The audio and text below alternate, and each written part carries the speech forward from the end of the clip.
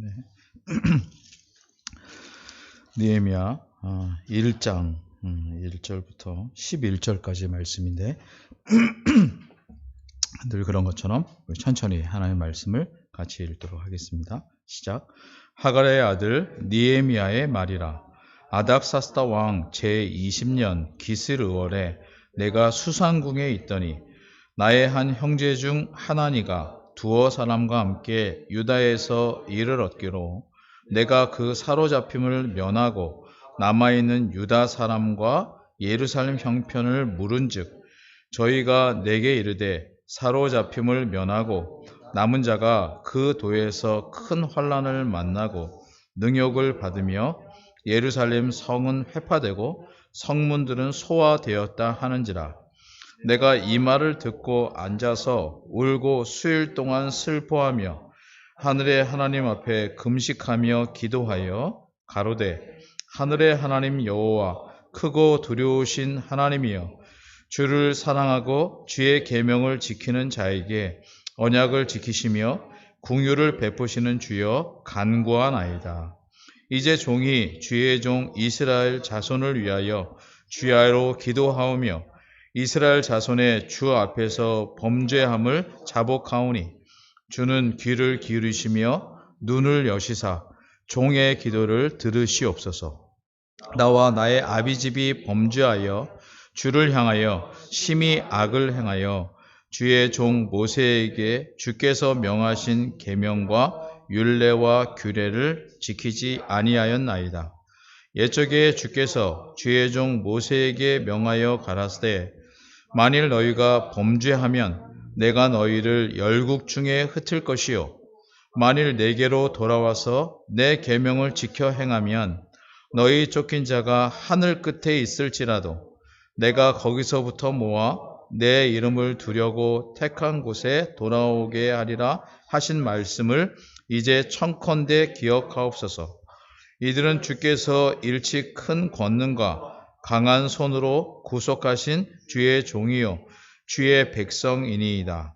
주여 구하오니 귀를 기울이사 종의 기도와 주의 이름을 경외하기를 기뻐하는 종들의 기도를 들으시고 오늘날 종으로 형통하여 이 사람 앞에서 은혜를 입게 하옵소서 하였나니 그때 내가 왕의 술 관원이 되었었느니라. 아멘. 네, 오늘부터 전체는 13번에 걸쳐서 수요 기도회에서 구약 느헤미야를 살피려고 합니다. 왜 13번을 하느냐? 에스라는 10번밖에 안 했는데, 그래서 에스라는 10장으로 되어 있고 느헤미야는 13장으로 되어 있어서 전체는 13번에 걸쳐서 이렇게 하게 되었습니다.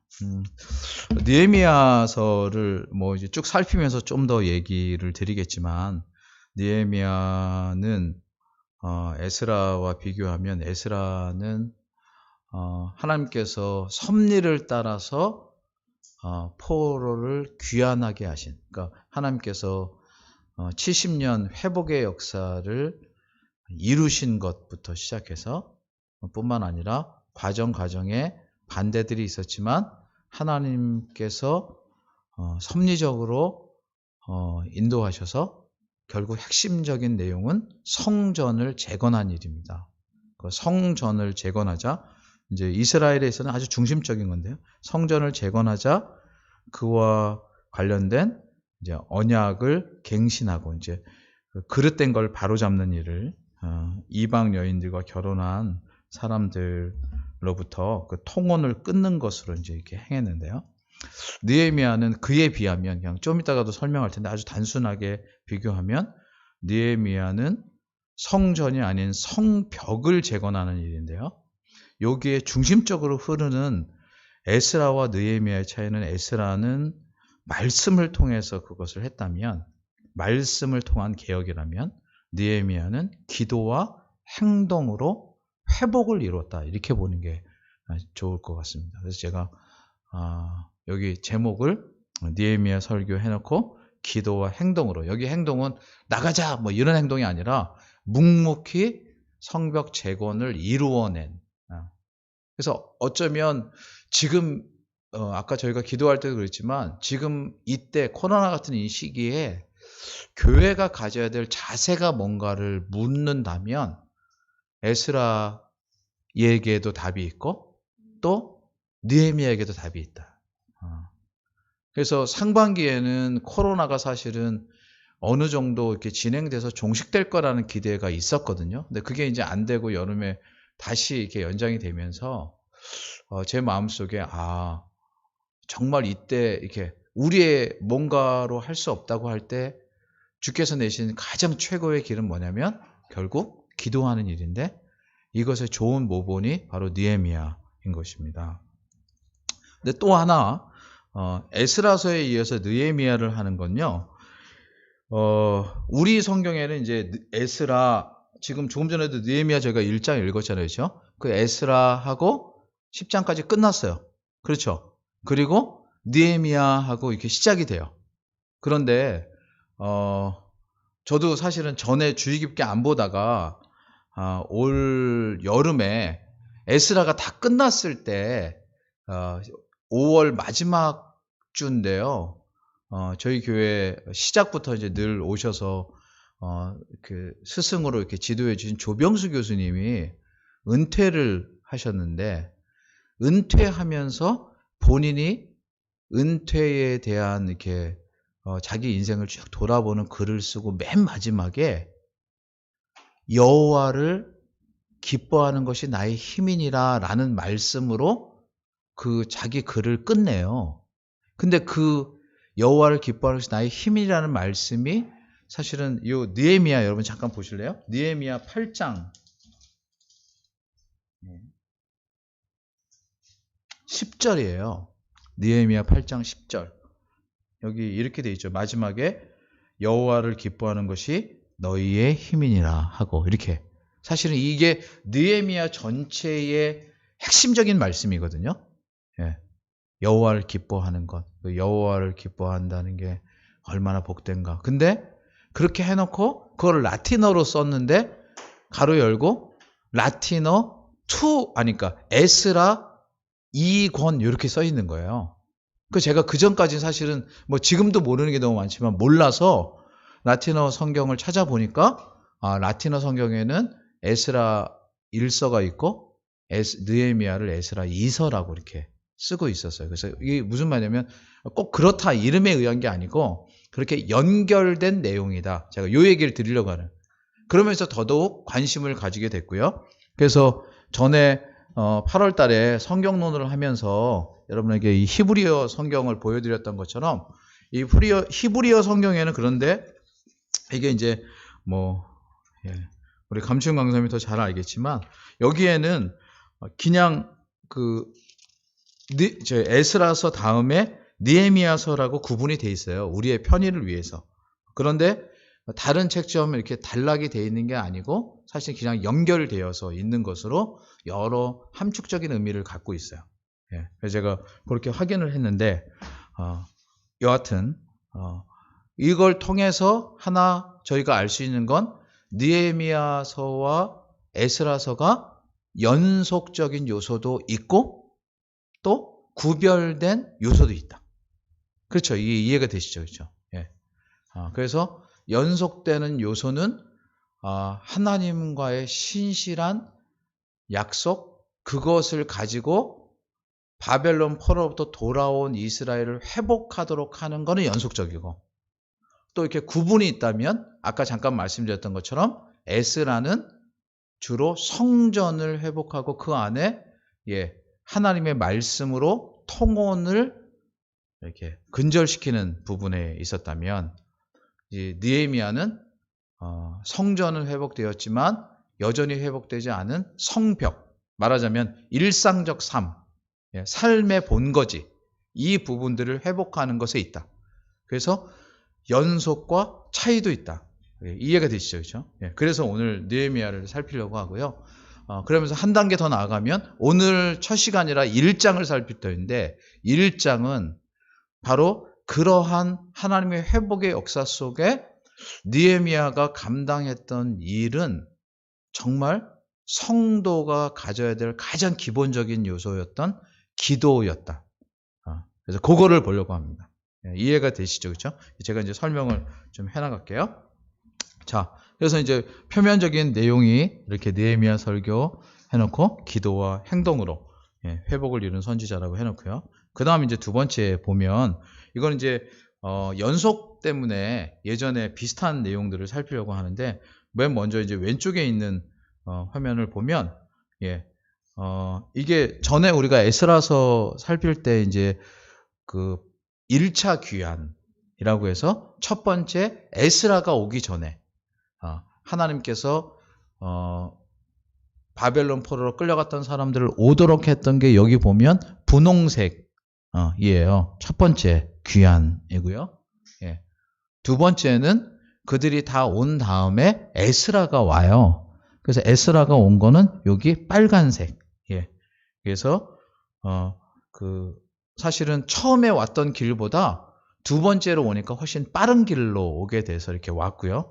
느헤미야도 역시나 사실은 그 에스라가 왔던 길로 옵니다. 왜냐하면 뭐 쉬운 편으로 하면 저 위에는 예전에 고속도로가 뚫리기 전에 일반 도로였다면 여기는 이제 고속도로가 뚫려서 훨씬 이제 길이 오기 좋은 길로 이렇게 오게 된 거죠. 그래서 여기도 이제 그렇게 표현이 되어 있어요.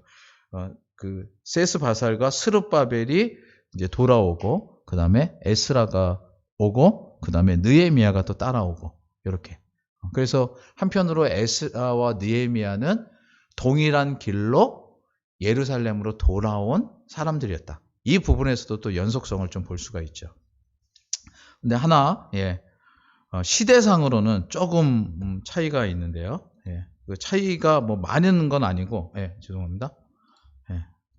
오른쪽에 보면 이건 이제 그때도 이거를 보여드렸던 내용이에요. 빨간 원으로 이렇게 한 건 거기 안에 여기 보면 여기가 에스라라고 맨 밑에 에즈라 이렇게 써 있고요. 그 위에 녹색이 느헤미야 이렇게 써 있고요. 근데 그 위에 분홍색 같은 박스가 하나 있는데 그게 에스더예요. 그래서 실제로 여러분 잘 기억해 보시면 에스더, 느헤미야, 에스라 모두 다 사실은 바벨론으로 끌려가서 거기서 돌아오거나 거기서 일을 겪었던 사람들이에요. 그래서 그걸 이제 포로 이후의 역사라고 하는데, 그런데 이 세 가지는 모두 다 비슷한 여기 BC 500년대 요때에 있었던 일이에요. 그래서 한편으로는 지금 이제 느헤미야의 배경이 에스라서와 연속되고 있는 이런 맥락인데요. 그래서 에스라가 좀 더 넓죠. 그래서 에스라가 말씀으로 개혁하는 그때 느헤미야도 와서 나중에 같이 하는 일, 특별히 아까 읽었던 느헤미야 8장 같은 경우에 그때 이제 같이 에스라가 있는 그런 내용이 나올 텐데요. 이후에 가서 좀 더 살피도록 하고, 자, 이 동일한 내용을 이렇게 좀 보려고 하는데요. 요 포로 귀환이라고 하는 요 그림은 이미 그때도 저희가 에스라 할 때도 봤어요. 그래서 조금 전에 설명드린 것처럼 1차 귀환은 에스라서 1장부터 6장까지 고레스 왕의 명을 따라서 스룹바벨의 인도로 자그마치 49,897명이 귀환을 해요. 기억하시죠? 그렇죠? 그게 아까 길로는 윗길로, 제가 고속도로 생기기 전에 윗길로 이렇게 해서 이제 왔던 거예요, 처음에. 그 다음에 두 번째는 이제 에스라와 함께 아닥사스다 왕 때, 2차 귀환이 이루어져요. 그래서 1754명과 여자와 어린이 5,000명이 같이 와요. 그래서 앞에는 에스라서 1장부터 6장까지의 스토리고요. 두 번째에는 에스라 7장부터 10장까지 스토리예요. 그래서 혹시 제가 전에 말씀드렸는데 기억하실지 모르겠어요. 에스라서를 보면 지금 느헤미야서는 시작하면서 느헤미야가 뭐 이렇게 시작하잖아요. 근데 에스라서는 의외로 에스라서가 시작되고 나서 1장부터 7장까지 에스라가 6장까지 안 나와요. 그러다가 이제 7장에서 에스라가 나와요. 그때도 이제 그 얘기 했는데, 그래서 의외로 아직 에스라가 등장을 안 한, 그래서 스룹바벨에 의해서 성전만 이렇게 지어지는, 다 기억하시는지 모르겠지만 이 계기로 지난번 내용을 또 한번 찾아보시면 좋겠습니다. 그리고 이제 지금은 3차 규환인데요. 바로 느헤미야 1장부터 7장에 와서 성벽을 재건하는 일을 하고요. 8장부터 13장까지는 그 안에 내용들을 개혁하는 일을 해요. 여기서는 지도자가 느헤미야예요. 그리고 자그마치 42,360명이 귀환하는데 이때도 왕이 아닥사스다예요. 그래서 오늘 본문 1장 1절 잠깐만 가서 보시죠. 여기 보면 오늘 본문에 1장 1절 아까 쭉 읽었지만 한 번만 같이 더 읽겠습니다. 시작. 하가라의 아들 느헤미야의 말이라. 아닥사스다 왕 제20년 기슬5월에 내가 수상궁에 있더니. 그래서 여기 제20년은 왕이 즉위한 지 20년째 이런 말이에요. 근데 여기 보면 에스라서에도 아닥사스다 왕이 똑같이 나오거든요. 그래서 에스라서 7장 1절과 8장 1절에 보면 아닥사스다가 위에 있을 때 이렇게 나와요. 그러니까 왕으로 있을 때, 그러니까 정확한 때는 아니지만 왕으로 있을 때. 근데 말하자면 초기이죠, 그렇죠? 그런 다음에 훨씬 더 진행되고 나서 이제 느헤미야가. 그래서 한편으로는 이것은 이제 직접 나와 있는 내용은 아닌데 하나님께서 일하시는 방법, 이거는 성경에 직접 말하지 않는데 제가 생각한 하나님께서는 말씀의 역사를 먼저 두시고, 그러니까 그 에스라가 그런 일을 했잖아요, 그렇죠? 그 다음에 그 말씀을 통해서 하나님의 뜻을 바로 깨닫고 그것을 따라서 기도하고 행동하는 순찰을 두시지 않았을까? 제가 이렇게 생각해요. 그래서 에스라를 통해서는 하나님의 말씀이 가르쳐지고 깨달아지게 한 다음에 심지어 포로로부터 귀환하는 데에도 그런 순서가 있는 거예요.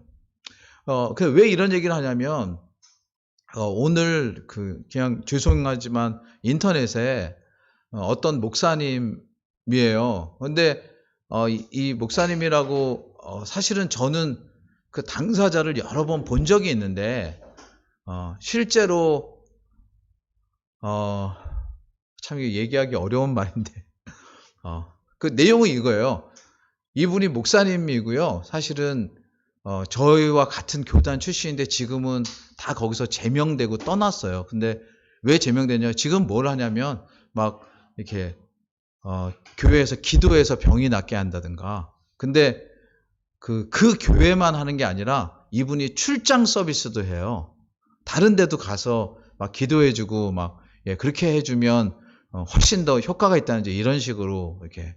근데 제가 그걸 보면서 참 씁쓸하기도 하고 안타깝기도 해요. 그 이유가 뭐냐? 첫 번째는요. 그분이 목회를 하시다가 사실은 어려움을 많이 겪었어요. 그러니까 말하자면 목회가 뜻대로 되지 않아요. 그러니까 목회는 원래 뜻대로 되지 않아요. 인간의 뜻대로. 근데 그것을 올곧게 지켜나가는 게 목회자가 된 이유고 목회자가 목사가 될 때 한 서약이거든요. 근데 그게 잘 되지 않으니까 그 다음에 하나님의 방법이 아닌 사람들이 좋아하는 방법이 뭔가를 찾으면서 그 다음부터는 신유와 이런 걸 막 쫓아다니고 그런 걸로 이렇게 사람들을 이렇게 미혹하는 그런. 그래서 그런 배경을 모르는 사람이 인터넷에 올린 건데 세상에 목사가 무당도 아니고 뭐 이런 테마예요. 그러니까 참 마음이 아팠죠, 그렇죠? 근데 우리도 늘 마찬가지예요. 우리도 무엇을 내가 잘한다든가 능력이 있다든가 뭐 기도의 은사가 있다든가 이럴 수 있는데 이런 것이 항상 하나님의 말씀보다 우선하지 않는다. 그죠? 하나님께서 주신 말씀을 따라 우리는 철저히 서고 그 말씀 앞에 우리를 사실은 처복종시키는 게 되게 중요하다. 저는 그런 생각을 했고요. 여하튼 지금 이제 아까 연속성 속에서 비교를 한다면 느헤미야는 1장 1절부터 7장까지 성벽 재건을 다루는데 아까 이미 얘기한 것처럼 에스라는 성전 재건을 했어요. 그렇죠? 그 에스라가 직접 하는 거 아니고 에스라 서에 나오는 내용이죠. 그렇죠? 그래서 성전이 솔로몬 성전이 다 회파된 다음에 그가 와서 스룹바벨 성전을 이제 세우는 그런 일을 했고요. 그 다음에 느헤미야 8장부터 13장은 이제 언약 갱신이 이루어지는데 이건 똑같은 맥락에서 그러니까 개혁과 회복은 결국 하나님의 은혜로 가능하다. 이것을 이제 보여주는 것입니다. 예. 자, 넘어가세요. 예.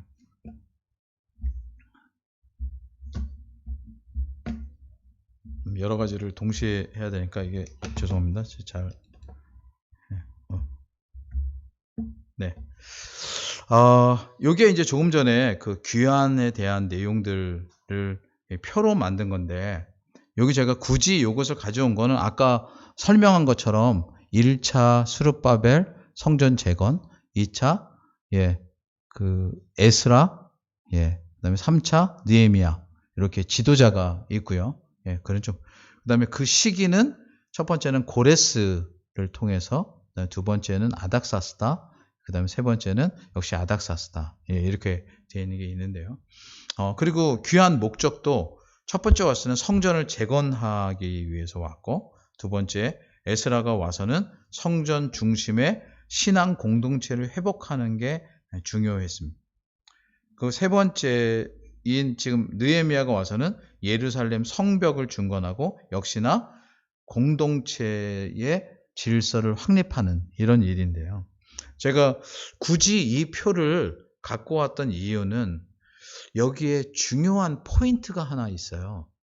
에스라서는요, 하나님께서 고레스로 하여금 이스라엘 백성들을 회복하게 하신 일이 포인트예요. 그러니까 그 동기라고 할까요? 그리고 그것은 이미 이사야서를 통해서 예언이 되었던 거고요.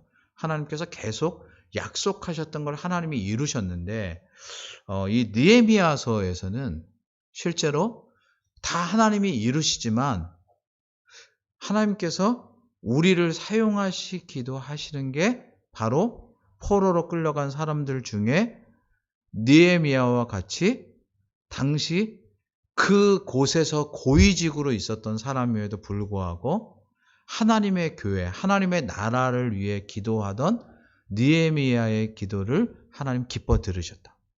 여기에 초점이에요.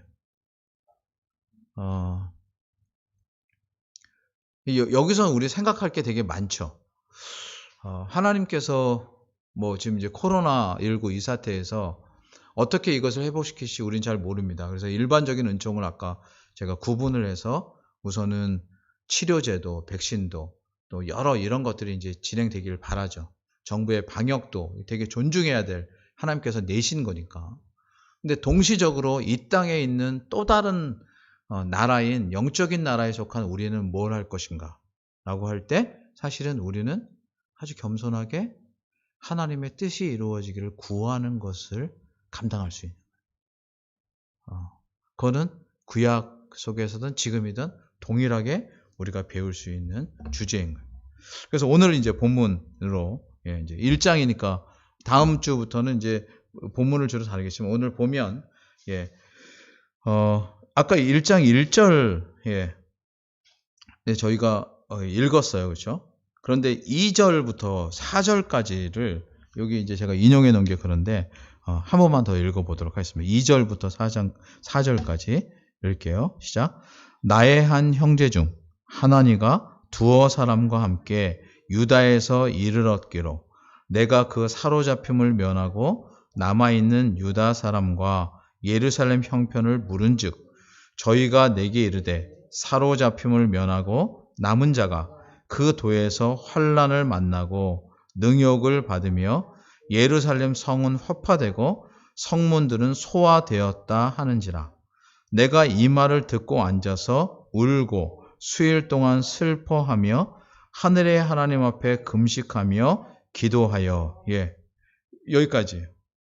제가 요 밑에 빨간 글로 써놨는데 이게 글이 너무 많고 잘 보이지 않으실 텐데 내용이 이런 거예요. 어떤 사건을 접하면 그에 대한 우리의 반응은 무엇입니까? 이렇게 무슨 일이 생겼다. 내가 원하지 않은 어떤 일이 겪어졌다. 그러면 그때 우리는 어떻게 반응하는가? 그러면 아마 제일 먼저 하는 쉬운 반응이 합리적인 판단이에요. 지금 우선한 게 뭐냐? 예. 그리고 주변 사람들을 살피는 인간적인 태도가 거기에 따라옵니다. 제가 교회에서도 회의를 하면서 자주 그런 얘기를 했는데요. 근데 그래도 뭐랄까요? 수납하는 거는 그렇게 만족스럽지 않아요. 왜요? 왜냐하면 합리적인 판단에 너무나 익숙해 있어서. 우리는 어릴 때부터 사회나 가정이나 심지어 교회에서도 뭐가 생기면 합리적인 판단을 하도록 길러지고 그거에 훈련받고 그걸로 살아가는데 너무나 익숙해 있어요. 그래서 신앙을 가지고 있는데도요. 신앙 따로 합리적인 태도 따로 이렇게. 이게 어디서 갈등을 가져오냐면 교회 안에서 갈등을 가져와요. 합리적인 태도와 합리적인 생각을 가진 사람들의 합리성은 신앙을 가진 사람들의 초자연성과 하나님의 이해를 구하는 이 섭리적 이해를 항상 이겨요. 왜요? 합리적이니까. 이거는 사실은 교회 역사 속에서 계속 왔던 모습이에요. 그래서 지금 여기도요,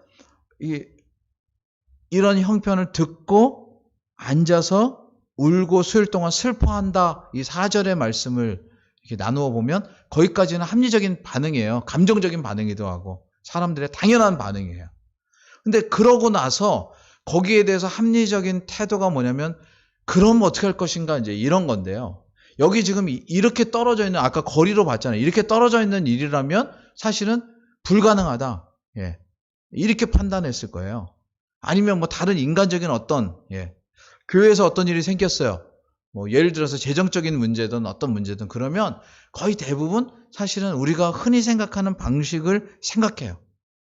그런데 두 번째로 느헤미야 반응은 여기 울고까지 좋아요. 근데 제가 그 다음에 쓴 게 금식하고 기도했다.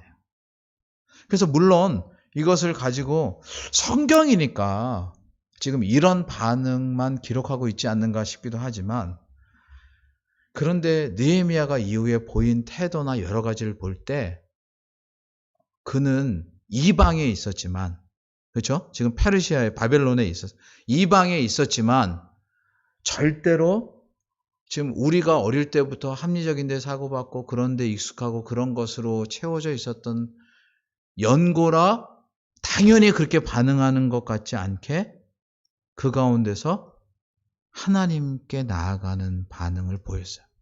사실 이게 제가 생각할 때 성경이 이 내용을 기록하고 있는 중요한 이유기도 해요. 그러니까 많은 사람들이 있었겠죠. 그렇죠? 예. 그 많은 사람들의 반응이 있을 수 있어요. 그런데 하나님은 늘 누구를 기억하게 하시느냐? 바로 그런 것을 기억하게 하세요. 예.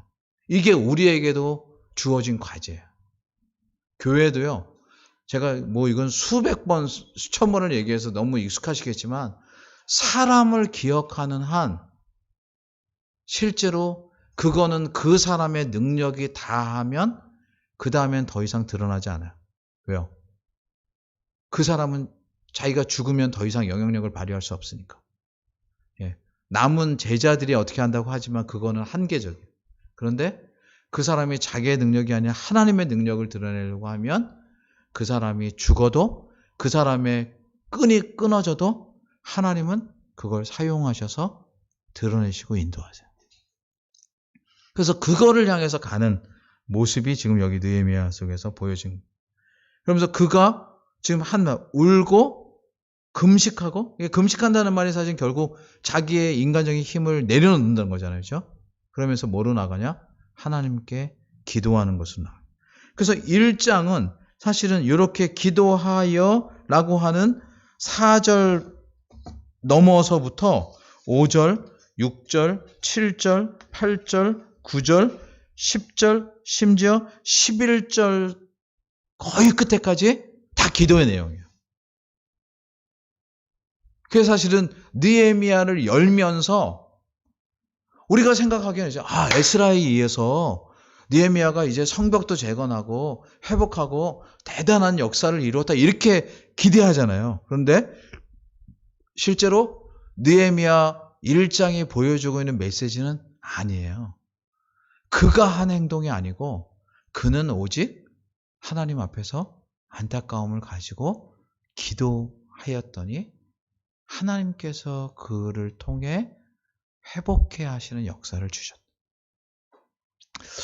어쩌면 저는 이제 잘 모르다가 신학교 가서 또 신학교 다닐 때도 사실 잘 몰랐어요. 근데 졸업 전에 이제 3학년 때 제가 열린교회를 왔으니까 교회를 와서 이렇게 쭉 섬기면서 지금껏 제가 이제 24년이나 벌써 됐거든요. 그죠? 96년에 왔으니까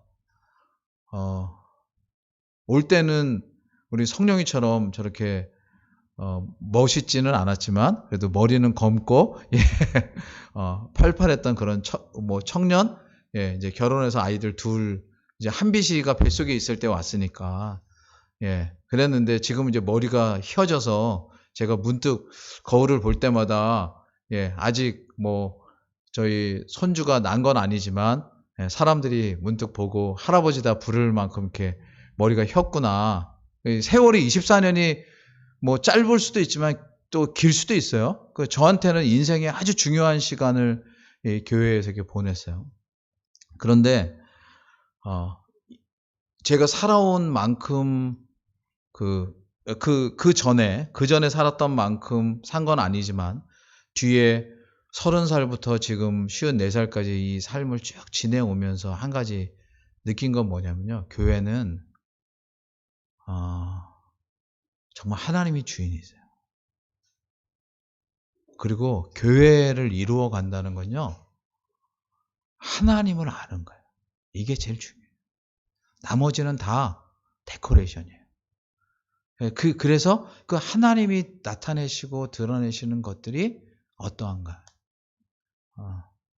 제가 얼마 전에 어떤 계기로 제가 6년 추수감사주일에 열린교회를 왔거든요. 그래서 그 가을인가 그 다음에 한빛이 태어났으니까 그 다음에 가을에 갔던 어떤 곳을 다녀올 기회가 있어요. 잠깐. 예. 그러니까 진짜 중간에 이제 몇 번 갔지만 진짜 옛날 생각을 할 수 있었던 때죠. 근데 그때 저희 교회에서 거기에 갔던 가정이 딱 4가정이에요. 저희 가정, 그다음에 김청아 집사님네 가정, 그다음에 이계진 집사님이라고 지금은 이제 다른 교회 섬기시는 가정이 있고요. 또 유영준 집사님이라고 있었어요. 이 가정. 이분은 이제 지금 천안에 내려가 있는데 거기 학교가 거기서 섬기더라고. 그래서 요 딱 가정이 4가정. 예. 딱 4가정이 있었고 우리 권사님하고 저희 어머니 이렇게 계셨죠. 그렇죠? 근데 그 청년 몇 명 하고 그때는 우리 이제 지금은 이준호 강사님의 사모님이 된 우리 허한경 선교사님이 그때 아직 청년이었고, 예. 그러니까, 근데 제가 무슨 얘기 드리냐면, 아주 작은 공동체였고, 거기에 뭐가 있을까 이랬는데, 시간이 쭉 지나면서, 하나님이 마치, 예, 거기서 자라난 사람들, 거기서 커온 사람들, 여기서 만난 사람들, 그래서 가정을 이루고, 곳곳에서 이렇게 여러 역할들을 하는 걸 보면서, 교회는 마치 정말 하나님께서 심으신 작은 씨앗 같다. 그런 생각이 들었어요. 참 오묘하다. 왜냐하면 그때 사실은 그 교회의 교회된 모습을 보고 많은 사람들이 곧 없어질 거다 이렇게 얘기했다고요. 예. 이게 교회로 제대로 발화되지 못할 거다. 예. 우리 좀 표현이 그렇지만 유산할 거다 이렇게. 근데 그 1년 어간에 교회가 설립돼서 올해 횟수로는 22년이 된 거죠.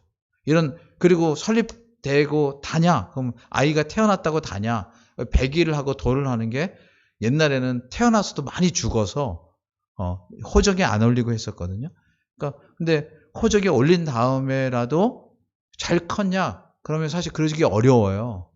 제가 조금 전에도 교회 이렇게 오는 길에 저희 교회가 예전에 있었던 여기 증산동 뒷길로 이렇게 왔는데 오면서 사실은 참 안타까운 일이지만 저는 이 지역에 어디에 어떤 교회가 있었고 또 거기 목사님이 어떻고 이런 걸 다 알고 있었어요. 예전에는 다 이렇게 다니면서 인사도 하고. 근데 사실 얼마나 변동이 많아졌는지 그걸 안다고요. 사라진 교회, 그리고 또 목회자가 바뀌고, 심지어 교회가 몇 번 이름을 바꾸고, 그러면서 우리도 마찬가지죠. 우리도 이렇게. 그러니까 그런 시간들을 거치는데 외면적으로 보기에는 존재하냐, 존재하지 못하냐 이런 것도 볼 수 있고 나아졌냐, 나아지지 않냐 이렇게 보겠지만 실제로 지금 얘기하려고 하는 건 이것이에요.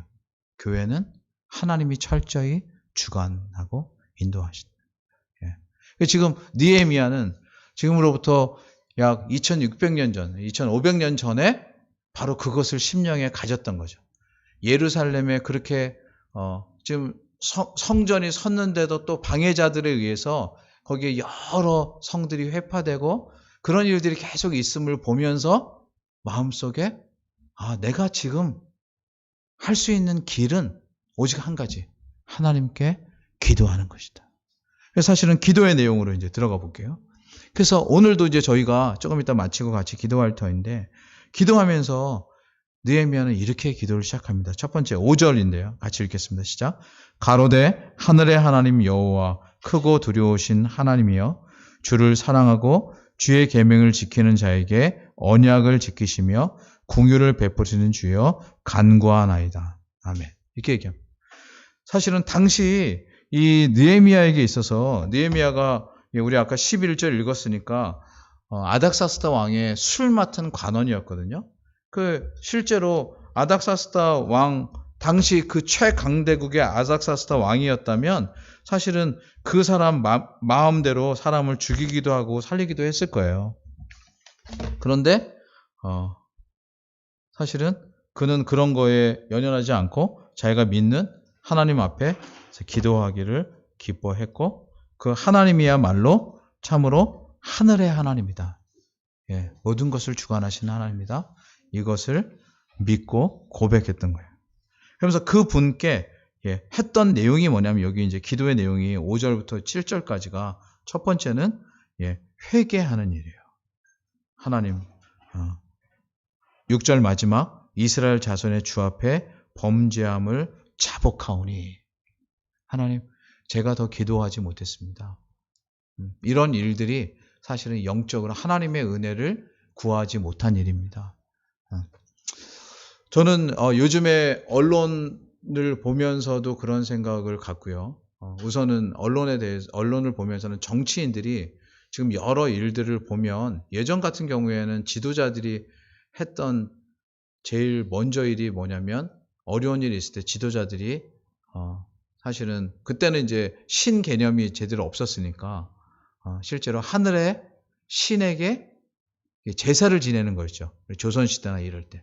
그래서 종묘 사직 해갖고 사실은 종묘는 선대 왕들을 모시는 위패가 있는 데고요. 사직은 사직공원 안에 땅과 하늘이라고 해서 사실은 땅의 신, 하늘의 신이 이런 개념을 가지고 있던 거예요. 그래서 사실은 항상 그 지도자로 있는다고 할 때 그게 왕이든 아니면 다른 대신이든 모두 다 자기의 권한을 넘어선 더 큰 신들 앞에 이렇게 겸손히 선다. 이제 그게 한편으로는 기독교 신앙이 들어오기 전에 개념이었는데 저희는 이제 기독교 신앙을 가지고 있다고 할 때 정치인들 중에 사실은 지금 막 이렇게 어렵고 할 때 그런 정치 싸움에만 몰두할 게 아니고 정말 나라를 위해서 여러 가지 이렇게 그런 겸손한 자세가 참 필요하고 아까도 교회 지도자를 위해서 기도해야 된다 얘기했을 때 교회 지도자들 역시 이때는 정말 겸손히 말을 닫고 말은 나가면 실제로 그 다음부터 일이 됩니다. 근데 말을 닫으면 실제로 마음속에 깊은 울림이 되거든요. 그래서 교회를 섬기는 자들도 역시나 이렇게 나가서 이렇게 그런 것보다는 정말 하나님 은혜를 베풀어 주십시오. 느헤미야가 지금 그걸 보여주는 거예요. 그래서 회개 기도를 먼저 했고요. 그러면서 그가 한 말이 이거예요. 하나님은 주를 사랑하고 주의 계명을 지키는 자에게 언약을 지키시며 긍휼을 베푸시는 주인 줄 압니다. 그러니까 이제 하나님이 어떤 분이신가를 아는 거예요. 그 실제로 방금 말씀드린 여러 지도자들이 그렇지 못하는 데는 어떤 의미에서는 종교성은 있고 그런 일은 해도 하나님을 잘 알지 못하는 데서 오는 게 아닌가 이렇게 생각하기 쉽습니다. 그 느헤미야는 그 하나님을 알았어요. 어디서요? 지금 그 멀리 바벨론 땅에서. 예. 참 뭐 제가 이 설교를 준비하면서 생각을 많이 했어요. 아, 그 땅에서도 뭐 물론 이제 에스더도 그런 사람이었고 에스라, 예, 그다음에 이제 느헤미야, 예, 심지어 이제 또 다니엘 여러 사람들이 우리 알고 있잖아요. 그 에스겔, 참 귀한 거죠. 일제 시대 때 사실은 일제 치하에서도 그렇게 신앙을 지키려고 몸부림치다가 옥중에서 죽어간 분들이 있는 것처럼 더 포로로 끌려가서 70년이나 있으면서도 이런 정신을 가졌고 또 이런 정신을 신앙을 가졌던 것이 참 얼마나 귀한지 모릅니다. 그래서 이제 그가 한 일이 뭐냐면 내가 주야로 주님께 기도한다. 우리도 이때 사실은 뭐 아무도 우리를 주목하지 않아도 우리가 하나님 앞에서 할 수 있는 가장 귀중한 일이 뭐냐면 기도하는 일이라고 믿습니다. 그래서 저는 이게 지금 오늘 수요 기도회니까 원래 수요 기도회는 공적인 예배는 아닙니다. 그러니까 하나님께서 우리에게 예배를 하라고 명하신 건 사실은 주일 예배예요. 주일을 온전히 지키라. 그렇죠? 십계명에 있고 수요 기도회는 공적인 예배는 아니지만 모여서 기도할 수 있는 아주 귀중한 시간이에요. 그러니까 사실은 근데 이게 안 되면 주일날 와서 예배를 드리고 가는데 익숙해지기 쉬워요. 그러니까 예배를 드리는 거예요. 하나님 앞에서 그냥 내가 예배를 드리고 그러면 언제 평상시 때 영적인 수련이 이루어지겠어요. 사실은 수요 기도회도 그렇고요. 예, 금요 기도회도 그렇고 또 우리나라에서는 이제 다소 유교적 전통이 신앙으로 이어져서 새벽 기도회가 만들어진 이런 것인데요. 그게 아니면 개인의 경건이나 묵상을 통해서 실제로 날마다 하나님을 알고 그분으로만 사는, 하나님으로만 사는 것을 익히지 않으면 실제로 우리는 언제고 합리적인 그리고 현실적인 일에 먹혀들기가 쉬운 조건임을 기억해야 합니다. 그러니 느헤미야가 이렇게 등장하면서 다른 배경이 없어도 느헤미야가 마치 다니엘이 그랬던 것처럼 철저히 자기 자신을 돌아보고 뜻을 정하고 하나님 앞에서 어떻게 살았던가를 우리가 짐작할 수 있죠. 그렇죠? 예. 우리도 이것을 통해서 더더욱 우리 자신이 어떻게 되는가 생각할 수 있는데요. 자, 이제 8절로 9절로 넘어가 보면 이제 중요하게 느헤미야가 지금 기도하는 내용 중에 여기 8절로 9절 한번 보죠. 여기 한 번만 읽어보겠습니다. 시작. 옛적에 주께서 주의 종 모세에게 명하여 가라사대. 예, 잠깐만요. 여기까지만. 그러니까 모세에게 명하였다 그러면 모세 오경 안에 들은 내용이에요. 그렇죠? 모세가 있었던 창세기부터 신명기까지 내용 중에 그거를 지금 느헤미야는 기억하고 있었어요. 그러니까 즉 그렇게 하나님의 말씀을 익혔다는 거죠. 되게 중요해요. 가정에서건 이런 교육을 받고 그 내용을 가지고 있었다. 그러면서 가라사대, 이건 이제 인용이에요. 그 다음 한번 읽겠습니다. 시작. 만일 너희가 범죄하면 내가 너희를 열국 중에 흩을 것이요. 그 다음 9절. 만일 내게로 돌아와서 내 계명을 지켜 행하면 너희 쫓긴 자가 하늘 끝에 있을지라도 내가 거기서부터 모아 내 이름을 두려고 선택한 곳에 돌아오게 하리라 하신 말씀을, 여기 이제 그러면 모세에게 하신 말씀 중에 있다는 거잖아요. 그렇죠? 그래서 8절은 레위기 26장 33절의 인용이고요. 그리고 9절은 레위기 26장 39절로 42절의 인용이에요. 제 건 여기 각주가 안 나와 있는데, 죄송합니다. 예. 그래서 레위기 26장에 보면 저도 사실은 깜짝 놀랐어요. 하나님께서 이미 그러니까 이건 사실은 출애굽하고 있을 때거든요. 광야에서 하나님께서 하신 말씀이 바로 이런 거예요. 레위기 26장 39절로 42절 제가 읽을게요. 너희 남은 자가 너희 대적의 땅에서 자기의 죄로 인하여 쇠잔하며 그 열조의 죄로 인하여 그 열조같이 쇠잔하리라. 그들이 자기 죄와 그 열조의 죄와 및 그들이 나를 거스리는 허물을 자복하고 또 자기들이 나를 대항하였으므로 나도 그들을 대항하여 그 대적의 땅으로 끌어갔음을 깨닫고 이런 영적인 그 대적의 땅이라고 하니까 지금 훨씬 우리는 지금 다가오죠. 그렇죠? 거기서 그 할례받지 아니한 마음이 낮아져서 그 죄악의 형벌을 순히 받으면 내가 야곱과 맺은 내 언약과 이삭과 맺은 내 언약을 생각하며 아브라함과 맺은 내 언약을 생각하고 그 땅을 권고하리라. 여러분, 우리 보통 일반적인 대화에서도 우리가 나눴던 약속을 기억하고 말을 하면 그것이 훨씬 권위가 있죠. 그렇죠? 근데 지금 느헤미야가 기도하면서 하나님께서 모세에게 하셨던 그 언약의 말씀을 기억하면서 기도하는 거예요. 하나님, 권고하겠다고 하지 않으셨습니까? 회복하겠다고 하지 않으셨습니까? 그 기도를 하는 거예요. 그래서 11절에 가면 주여 구하오니 귀를 기울이사 종의 기도와 주의 이름을 경외하기를 기뻐하는 종들의 기도를 들으시고 오늘날 종으로 형통하여 그 다음 읽어보죠. 이 사람 앞에서 은혜를 입게 하옵소서. 여기 이 사람은요, 사실은 아닥사스다 왕을 말해요. 그러니까 하나님 앞에선 이 세상에 아무리 초강대국의 왕이라도 사람이에요. 그렇죠? 왜냐면 하나님은 신이시고. 그렇잖아요. 이 느헤미야의 이런 표현 안에 담긴 정말 하나님을 온전히 높이고자 했던 이 정신이 얼마나 가득한 기도인가 싶습니다.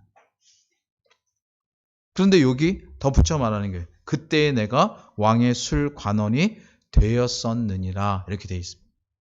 이게 되었다라고 하면 이게 기도의 즉각적인 내용이겠지만 사실은 이미 하나님께서 그를 그 자리에 두셨음에도 그가 그렇게 기도할 수 있음은 분명코 다음 이제 2장에 가서 저희가 나눌 구체적인 일들을 미리 바라보게 합니다. 그러나 한 가지, 이것은 우리로 하여금 더더욱 무슨 생각을 갖게 하냐면 지금 이제 참 쉽지 않은 그런 시대를 저희가 보내고 있습니다. 여러분에게 있어서는 지금 코로나 시대에 어떤 기도가 여러분 마음에 이렇게 가득하게 있는지요? 코로나가 됐으니까 이제 저도 그것을 기도합니다만 요즘에 생업에 있는 분들이 참 어렵단 말이죠. 그렇죠? 경제, 그다음에 또 해외와의 거래, 무역, 진짜 여러 가지 바이러스 하나가 전 세계를 꼼짝 마라 이렇게 할 줄은 전혀 생각하지 못했어요. 그렇죠? 근데 지금 그런 현상이 벌어졌고요. 예. 여러 부분에서. 그래서 그런 현실적인 삶을 놓고 우리가 기도하는 것도 무척 중요합니다. 예. 그러나 이때 그것과 함께 저희가 잊지 말아야 될 내용이 하나 있는데 뭐냐면 이 코로나 때문에 경제가 이렇게 어려워진 것과 동시에 우리 흔히 이렇게 얘기하죠. 백년지 대계라고 하는 게 교육이거든요.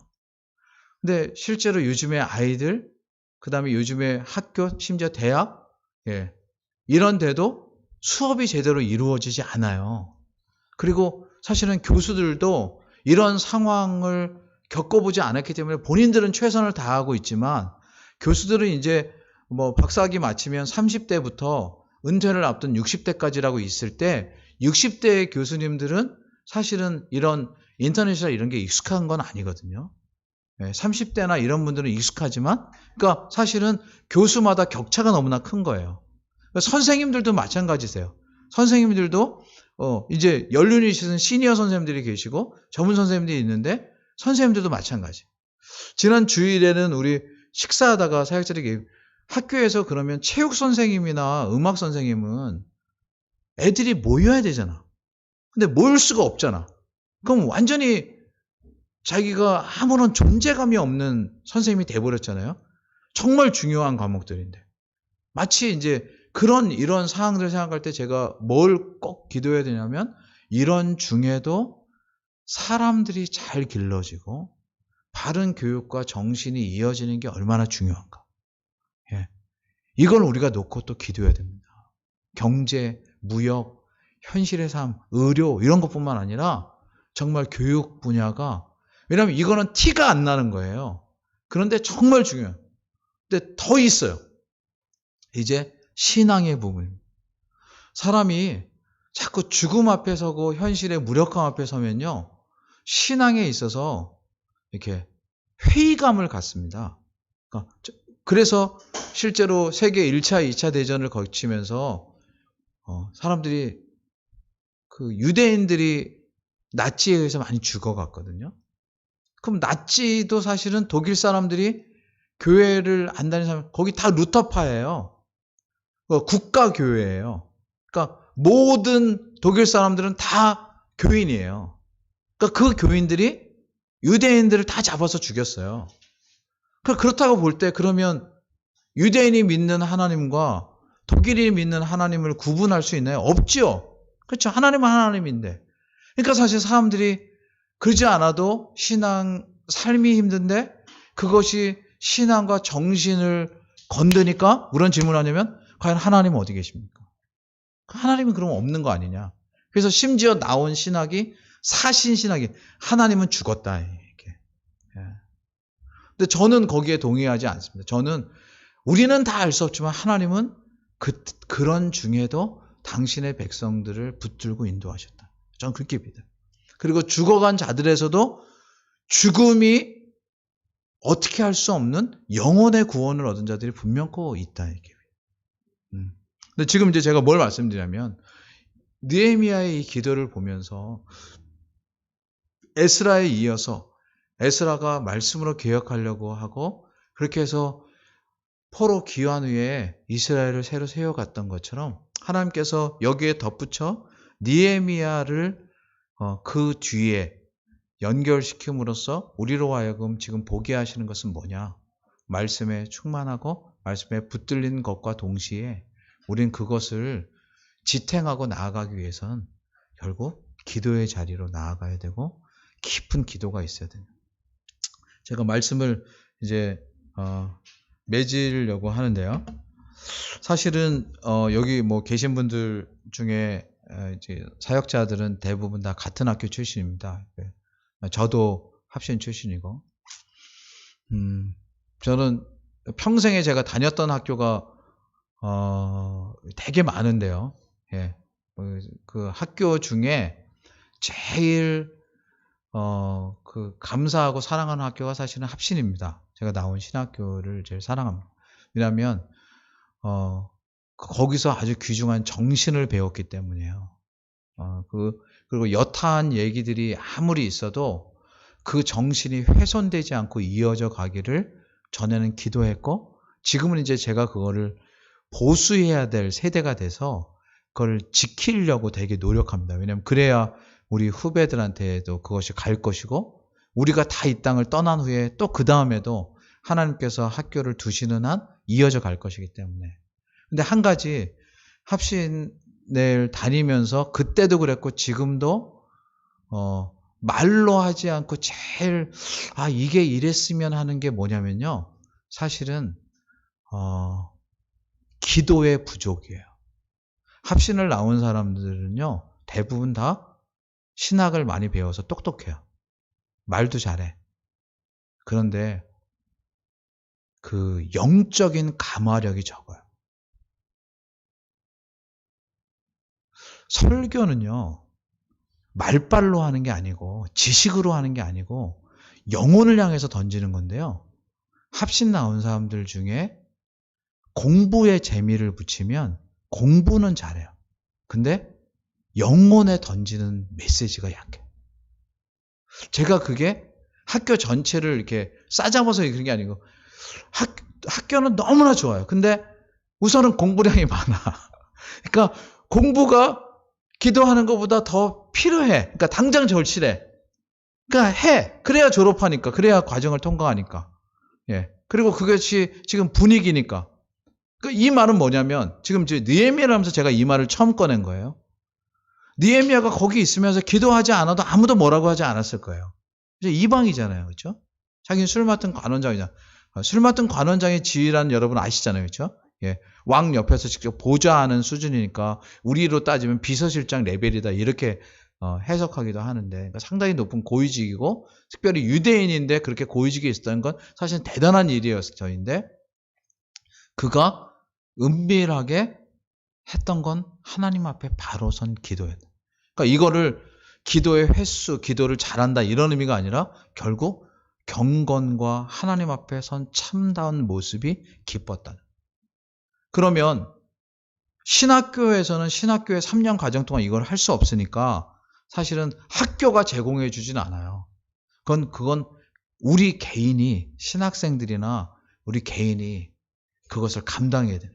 그래야 제가 아까 좀 부정적인 예로 드렸던 막 은사를 바라고 막 이런 일로 가지 않고 말하자면 이거 있죠. 여러분 목사인데 죄송하지만 뭐 TV 요즘에 자꾸 나오고 막 이렇게 해가지고 정치적으로 이렇게 하려고 하는 사람은 그 사람은 목사직을 가지고 있지만 목사라는 걸 발판으로 자신이 뭔가 정치적이고 이렇게 좀 어떤 세계에서 뭔가를 해보려고 하는 그런 유의 편이에요. 또 어떤 목사는요, 자기가 되게 목사임내 하면서 되게 그 종교 지도자적인 모습을 펼치려고 하는 그런 성향을 가지고 있는 사람도 있어요. 또 어떤 사람들은 아예 그런 거 없이 털털하게 정말 농부와 같이 뭐 우리 이렇게 많이 알려진 바로는 뭐 바퍼 목사님처럼 그렇게 구제와 공의를 살면서 봉사적인 삶을 살려고 하는 길이 있어요. 그렇죠? 그러니까 여러 길이 있는 거예요. 근데 저희가 지금 부름 받아서 함께 다니는 이 합신 교단이나 이런 신앙의 전통은 어떤 거냐면 말하자면 이런 거예요. 한 사람이 있어요. 신앙인이기도 하고 목회자기도 하고 또 이 사회 속에 있어요. 그런데 그 사람을 보면 뭔가 영적으로나 지적으로나 성품적으로나 이렇게 하나님이 함께하는 사람은 저렇게 여러 부분이 이렇게 고르고 풍성하게 채워질 수 있구나. 예. 그래서 이 땅에 사는데 이 땅에 사는 사람들의 이렇게 흔들려서 가지 않는 다시 올 주님의 나라를 바라보면서 사는 그런 모습들이 있는 거예요. 근데 그거를 그럼 뭘로 유지할 것이냐? 결국 그거는 경건을 통해서 가능해요. 예. 그러니까 어떤 길을 선택하든 그거는 자신의 문제일 수도 있어요. 그런데 그런 좋은 길이 있음에도 불구하고 좋은 모본이 있음에도 불구하고 그것을 지향하지 않고 그냥 이렇게 저렇게 사실은 목사라는 직업을 가지고 살아가는 사람처럼 불행한 사람은 없거든요. 이것은 직업으로 여길 만한 길은 아니고요. 그러니까 하나님께서 부르신 어떤 정말 그 소명이라는 말이 딱 맞아요. 그러니까 특별한 부르심을 입은 삶이에요. 그런데 그 길을 묵묵히 지나다 보니까 나중에 온전히 무르익은. 예를 들면 스님 같은 경우는 스님은 정말 그 참선을 통해서 그 다음에 겨울과 여름에는 하한거 동안거라 그래서 한 달 동안 먹지도 않고 매일 잠도 안 주무시면서 이렇게 수련을 통해서 부처가 되어가는 거거든요. 근데 우리는 일상적인 삶을 살되 진리와 성령이 우리를 빚어가서 그런 모습을 갖는 거예요. 근데 거기에 지금 중추적인 내용은 뭐냐면 결국 하나님 앞에 선 성도의 거룩 그것의 길로 지금 말씀을 기억하고 언약을 기억하면서 갖는 기도자의 삶 그때 하나님께서 그를 통해 드러내시는 합리적인 걸 뛰어넘는 초자연적인 약속의 실행 이게 이제 성도들에게 주신 하나님의 복인 줄 믿습니다. 저는 저희 교회에 이제 좀 이따 같이 기도하겠지만 교회됨을 보이고 싶은 게 있어요. 그건 저의 계속적인 기도예요. 그러니까 누구 유명하고 강력한 사람이 없는데 하나님이 이 교회를 이끌고 가신다. 뭐 자주 쓴 표현으로는 정말 여러 번 옮겨 다니고 뭐 재정도 없고, 그런데 우선은 망하지를 않는다. 그래서 그 가녀린 생명인데 꺼지지 않는다. 상한 갈 때도 꺾지 아니하시는, 그 주의 은혜가 여기 있다. 두 번째는 이 안에서 오랫동안 우리를 하나님의 사람들이 더디지만 계속되게 서간다. 이런저런 일을 겪지만 또 다시 모여들고 또 자라가고 이렇게 계속 다 해버리지 않는 계속되는, 그 마지막에는 그런데 이후에 하나님이 당신의 뜻을 드러내는 어떤 모습이 있다. 느헤미야서를 살피면서 아무튼 그런 갈망을 더더욱 갖게 되고요. 그래서 이것을 살피게 됐어요. 이제 제가 이건 제가 직접 쓴 표현은 아닌데 느헤미야의 심정?